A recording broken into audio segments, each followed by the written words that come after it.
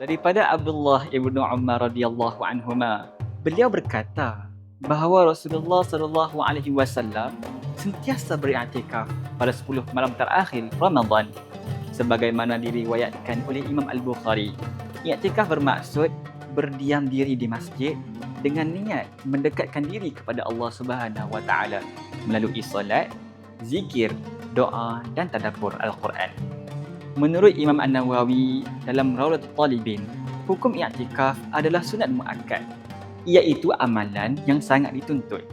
Ia adalah sunat yang dilakukan pada bila-bila masa, namun lebih digalakkan pada 10 malam terakhir bulan Ramadan sebagaimana mengikuti sunnah Rasulullah SAW dalam usaha baginda mencari Lailatul Qadar. Ini menunjukkan bahawa penghujung Ramadan adalah kemuncak ibadah. Ia waktu terbaik untuk memperbanyakkan istighfar, doa dan muhasabah diri. Walaupun kita tidak mampu beriktikaf sepenuhnya, ambillah semangat, kurangkan urusan dunia dan tingkatkan hubungan dengan Allah Subhanahu wa taala. Semoga Allah menerima amalan kita dan mengurniakan kepada kita keberkatan Lailatul Qadar.